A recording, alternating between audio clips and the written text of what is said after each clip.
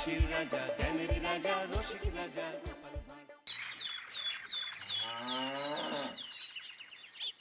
এই যে তোমাকে বাজার থেকে যা যা আনতে বলেছি সব মনে আছে তো?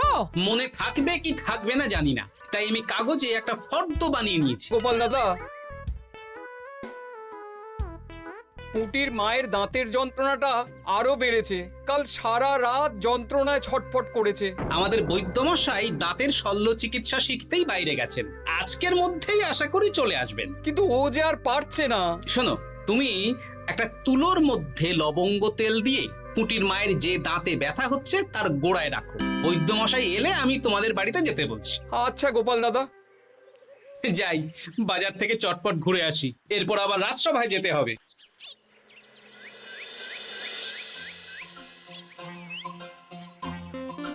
উফ, কি গরম রে বাবা, ছাতা নিয়ে বেরোলে ভালো হতো। এই তো সামনে আখের রস বিক্রি হচ্ছে, একটু আখের রস খাই, শরীরটা বেশ চাঙ্গা লাগবে। ভাই, আখের রস কত করে দিচ্ছ? 1 ভাঁড় 10 আনা গোপাল দাদা। দাও দেখি 1 ভাঁড়। আরে, এই যন্ত্রটা কিন্তু দারুণ। ওই আমাদের রাজ্যের বিজ্ঞানী মশাইয়ের অবদান।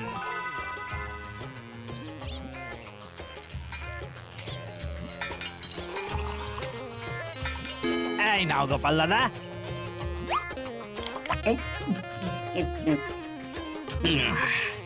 আহ, শান্তি। এই নাও ভাই, তোমার 10 আনা।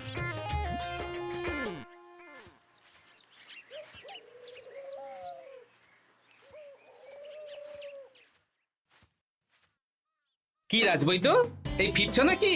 হ্যাঁ, এতদিন আমি দাঁতের চিকিৎসার ব্যাপারে তেমন কিছুই জানতাম না, এবার সব শিখে এসেছি। ভালোই করেছো, তুমি একেবারে প্রথম রোগীকে দেখে তারপর রাজসভায় এসো। প্রথম রোগী? পুটির মা গো, কালকে সারা রাত যন্ত্রণায় ঘুমোতে পারেনি। আরে আর বলো না, কদিন আগেই পুঁটির মাকে নিয়ে পুঁটির বাবা আমাদের বাড়িতে এসেছিল। দেখলাম ওই বাড়ির দাঁতে বিস্তর সমস্যা। সেই জন্যে দাঁতের শল্য চিকিৎসা শিখতে চলে গেলে? ঠিক তাই, আমি ব্যথা কমার পথ্য দিয়ে এসেছিলাম। দেখি এবার দাঁতটা তুলেই দিতে হবে। তাহলে তুমিও পুটিদের বাড়িতে যাও, আমি বাড়িতে থলে রেখে আসছি। আজ না হয় দুজনে একটু দেরি করেই রাজসভায় যাব। বেশ বেশ।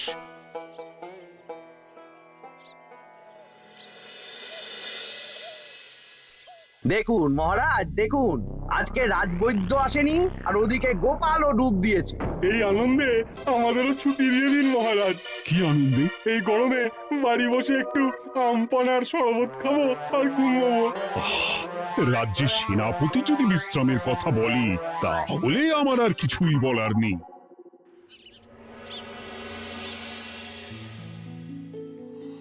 এই তো দাঁতটা পুরো পোকায় খেয়ে নিয়েছিল। এখন দুদিন কোনো কথা বলা যাবে না, শুধু জল বা তরল জাতীয় খাবার খাবে।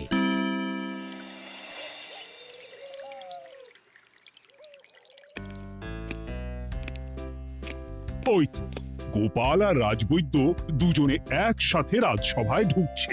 রাজবৈদ্য মশাই ওনার জীবনের প্রথম শল্য চিকিৎসা করছিলেন, তাই আমিও দেখছিলাম। তা কি রাজবৈদ্য, সফল হয়েছ?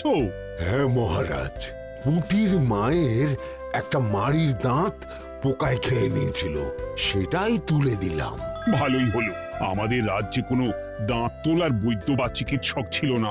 এখন তুমি সাধারণ রোগ ব্যাধি নিরাময়ের সাথে সাথে দাঁতের চিকিৎসাও করবে। কিন্তু মহারাজ, একটা যে সমস্যা আছে। আবার কি সমস্যা?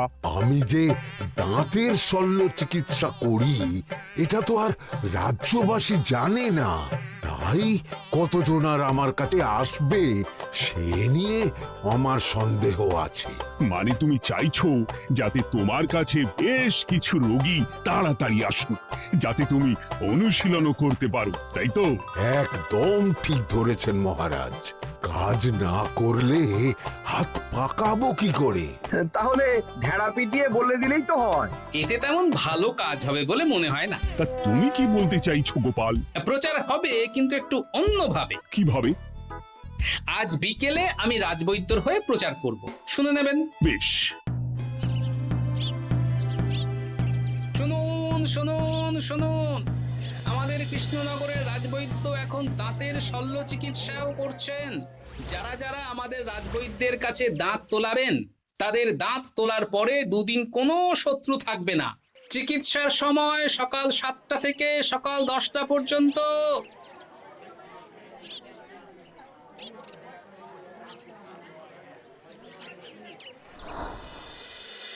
এসব তুমি কি উল্টো পাল্টা কথা বলছো গোপাল? উল্টো পাল্টা না, আপনি দেখুন না আপনার বাড়িতে লোকজন আসে কি না। আর কেউ যদি জিজ্ঞাসা করে যে এই রকম প্রচারের কারণটা কি, তাহলে বলবেন রাজসভায় আমার সাথে কথা বলতে আমি বুঝিয়ে দেব। বেশ।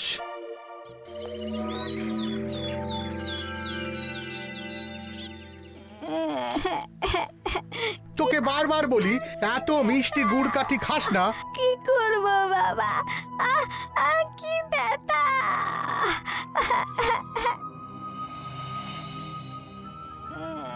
বাড়ি আছেন নাকি বৈদ্য মশাই? হ্যাঁ, আছি আছি। এই আমার ছেলেটার না দাঁতে খুব ব্যথা দুদিন ধরে। দেখছি। তা আপনাকে তো এই রাজ্যে আগে দেখিনি। আমি পাশের রাজ্য থেকে আসছি। শুনলাম আপনার কাছে দাঁতের শল্য চিকিৎসা করালে আগামী দুদিন কোনো শত্রু থাকবে না। ঠিকই শুনেছেন। বেশ, তাহলে বলুন কেন থাকবে না? আগে চিকিৎসাটা করি, তারপর বলছি।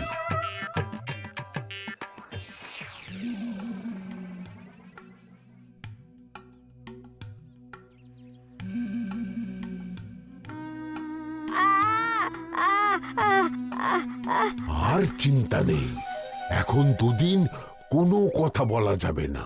এবার তো বলুন আমার ছেলের আগামী দুদিন কোনো শত্রু থাকবে না কেন? আজকে রাজসভায় চলে আসুন, ওখানে গোপাল এই প্রশ্নের উত্তরটা দিয়ে দেবেন। তা বৈদ্য, তোমার কাছে আজকে কেউ এসেছে? সকাল সকাল দাঁত তুলে এলাম মহারাজ। বাবা, একদিনের প্রচারই এই ব্যাপার? মহারাজ, মহারাজ, বাইরে কয়েকজন অপেক্ষা করছে, তারা গোপাল দাদার থেকে কিছু জানতে চায়। তাদের ভিতরে আসতে বলো।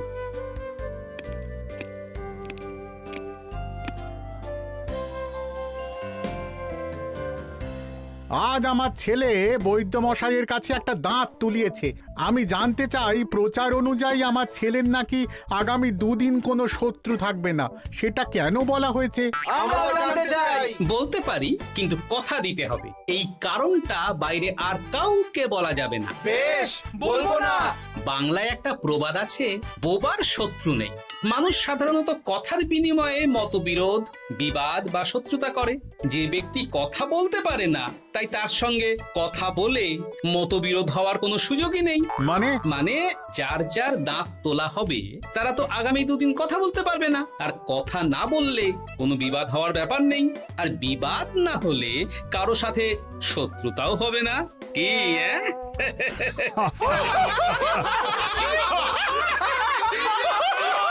এই জন্যই তুমি হাসির রাজা গোপাল ভাঁড়। কে তোমার কথা শুনতে যাবে? একদিন না হয় প্রচারের চমকে এলো, এরপর কিভাবে আসবে শুনি? এরপর রাজবৈদ্যের সুনামেই লোকজন ছুটে ছুটে আসবে। বাহ বাহ বাহ, তোমার কত জ্ঞান! মহারাজ, এই কথা শুনে আমার মাথাতেও একটা বুদ্ধি এলো। অল্প পুঁজিতে শুধু প্রচারের জোরে এত রোজগার করব না, গোপাল হাঁ করে দেখবে। নিশ্চয়ই কোনো লোক ঠকানোর কথা ভাবছেন। মোটেই না। আচ্ছা, আগামী 3 দিন ব্যাপী মেলা হবে, সেখানেই তোমরা দুজনে তাহলে ব্যবসা করো। বেশ, করব। যে সবচেয়ে বেশি রোজগার করবে তাকে আমি 50 মোহর পুরস্কার দেব। রাজীব, মেলার শেষে আমার প্রশংসায় পঞ্চমুখ হবেন সবাই, দেখে নেবেন।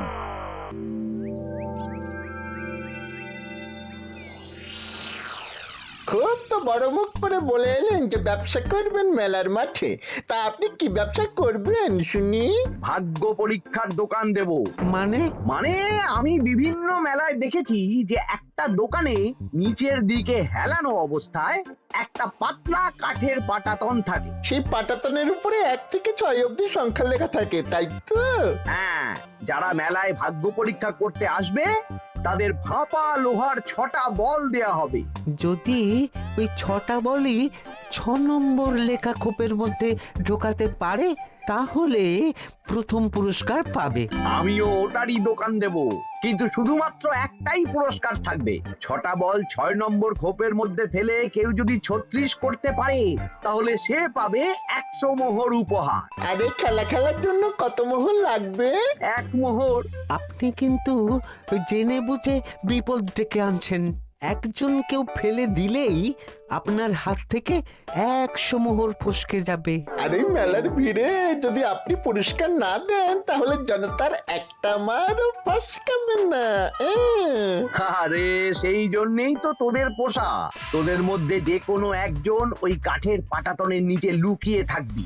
যখনই দেখবো কেউ 36 করে ফেলছে আমি গলা ঠাকরাবো আর তোরা কাঠের পাটাতনটা হালকা করে নিচ থেকে নাড়িয়ে দিবি। এটা তো দারুণ বুদ্ধি। কি বলছো গোপাল, তুমি আখের রসের দোকান দেবে? হ্যাঁ, এই গরমে আখের রসের বেশ চাহিদা। তোমার বানানো ওই যন্ত্রের চাকা ঘোরাবো আর আমার ভাগ্যের চাকা ঘুরবে। সে ঠিক আছে, আমার কয়েকটা যন্ত্র বানানোই আছে, তুমি না হয় মেলায় ব্যবহার করো 3 দিন। ব্যাস, আর চিন্তা নেই। এবার শুধু জমিয়ে আখের রস বিক্রি করব, সাথে বিভিন্ন মশলা, বরফ আর পাতিলেবুর রস দেব।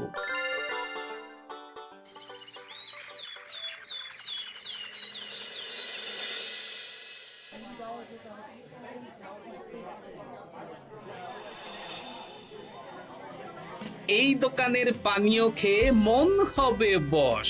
গোপাল ভাঁড় নিয়ে এসেছে ঠান্ডা আখের রস। আরে গোপাল দাদা, তুমি আখের রস বিক্রি করছো? ঠান্ডা আখের রস কত করে গো গোপাল দাদা? 1 ভাঁড় মাত্র 10 আনা। 6 ভাঁড় দাও। এক্ষুনি দিচ্ছি। আসুন আসুন আসুন, সবাই আসুন। আসুন আসুন আসুন, এদিকে আসুন, এদিকে আসুন, ভাগ্য পরীক্ষা করুন। 1 মোহরে 100 মোহর।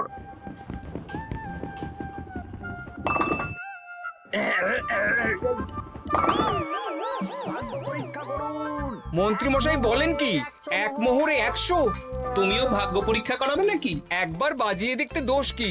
দাও, আখের রস খেয়ে বরং চলে যাই। এই তো হয়ে এসেছে। এই নাও, ধরো।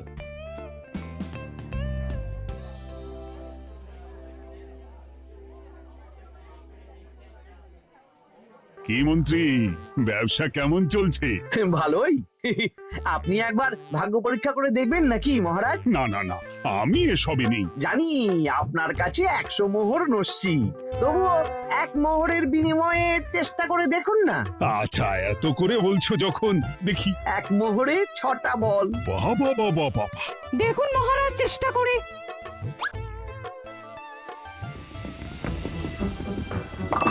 এই তো একটা 6 পড়েছে, আবার চেষ্টা করুন। জয় মা জয় মা। আবার 6। সাবাস। দেখুন হয়ে যেতে পারে, আর তো মাত্র 4টে বাকি। দেখি তৃতীয়টা। আরে পাস, আবার 6। নিন খেলুন। এই যা, হলো না। আরেকবার প্রথম থেকে চেষ্টা করবেন নাকি মহারাজ?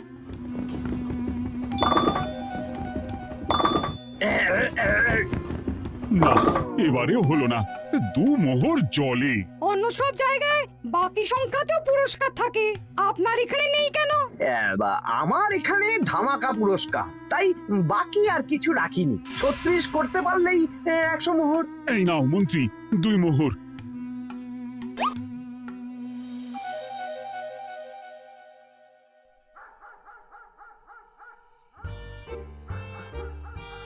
কি মন্ত্রী মশাই, আর তো মেলায় লোকজন নেই, বাড়ি যাবেন না?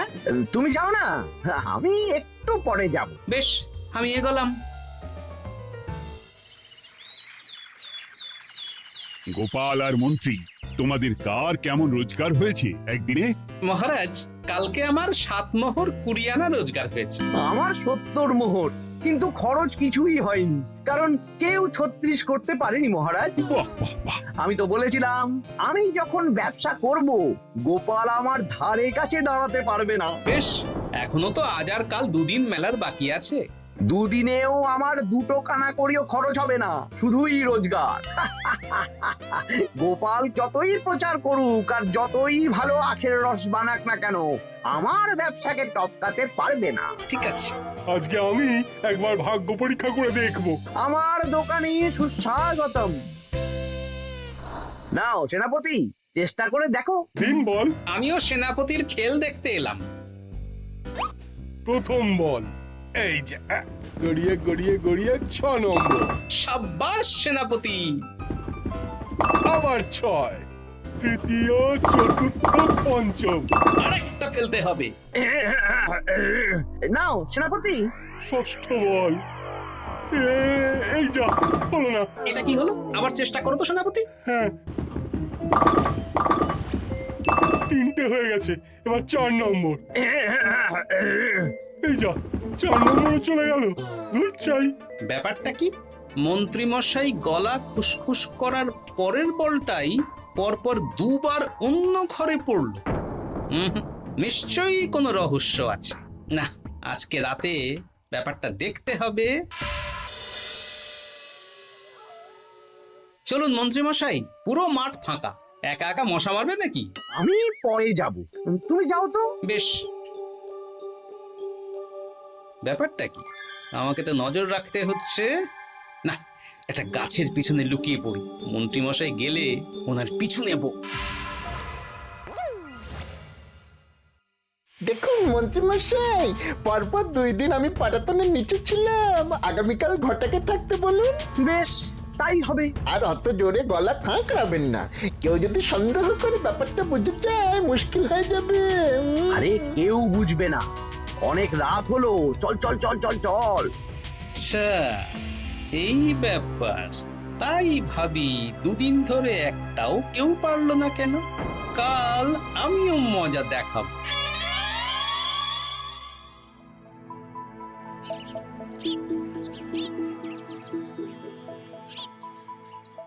বাবা চলে এসেছেন দেখছি। এত চাহিদা না আমার এই ভাগ্য পরীক্ষার, তাই আগে আগে চলে এসেছি। মন্ত্রীমশাই, আপনাকে মহারাজ এক্ষুনি ডাকছেন। এখন কেন? সে তো জানি না, চলুন।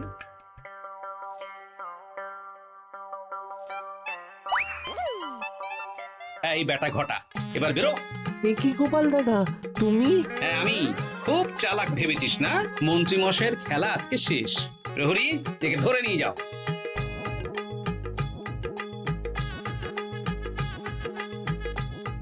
বিজ্ঞানী, তুমি তোমার চুম্বক নিয়ে এসেছো তো? হ্যাঁ, এবার 6 নম্বরের নিচে একটা টান টান করে সমান রেখা টানতে হবে, আগা থেকে গোড়া অবধি। তুমি তো সব সকালে বুঝিয়েই দিয়েছো, দাঁড়াও দাগটা টেনে নি। একদম 6 নম্বর খোপ অবধি যাচ্ছে, সেই অনুযায়ী টান টান করে দাগ টানো। টানছি, তুমি বাইরে নজর রাখো। নজর রাখছি। কাজ হয়ে গেছে, তুমি একবার অনুশীলন করে দেখে নাও। হ্যাঁ দেখছি। শুরু করো। শুরু করছি। একদম পাক্কা আছে। দূর, কেউ ডাকেনি, অকারণে সময় নষ্ট করলো। কতগুলো খদ্দের ফিরে গেছে কে জানে। কি হলো মন্ত্রী মশাই, এত রাগ কিসের? রাগ হবে না, ওরই বেটা আমার সাথে মজা করছিল। বেশ, অনেকজন খদ্দের ফিরে গেল, আমার কত ক্ষতি হয়ে গেল। আমি খেলে আপনার ক্ষতিপূরণ দিতে পারি। কি, তুমি খেলবে? হ্যাঁ, ভাগ্য পরীক্ষা করতে দোষ কোথায়? ওই তো বেশ কয়েকজন সভাসদেরা আসছেন, সবার সামনেই খেলবো। তাহলে শুরু করি। হ্যাঁ, শুরু করো।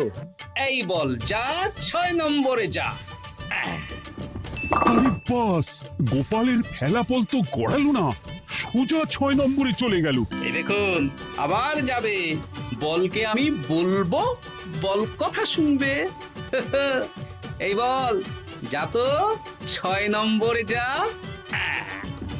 আবার 6, আবার 6, আবার 6। কি, এটা কি হচ্ছে? যা বল, এটাও 6 নম্বরে যা। আবার 6, 100 মোহর। হ্যাঁ এটা কি করে হলো? দিন মন্ত্রী মশাই, 100 মোহর দিন। ইয়ে না মানে মন্ত্রী দাও বলছি। আমি আবার খেলবো। 6 আবার 6। আবার 100 মোহর। আর নেই। এই ঘটা আর কি করছিসটা কি? ঘটা নেই মন্ত্রীমশাই, আমি আছি। আর আছে আমার চুম্বক। মানে মানে তোমার কারসাজি ধরা পড়ে গেছে মন্ত্রী। গোপাল আমাদের সব বলেছে। আপনি যেমন ছলনা করে ভাগ্য পরীক্ষার ব্যবসা করছিলেন, তেমনি গোপালও ছলনা করে আপনার ব্যবসা উল্টে দিল। তাহলে শেষমেশ কে জিতলো? হাসির রাজা, জ্ঞানীর রাজা, রসিক রাজা, গোপাল ভাঁড়। লোকের ভাগ্য পরীক্ষা করছিলাম আর আমারই দুর্ভাগ্য নেমে এলো।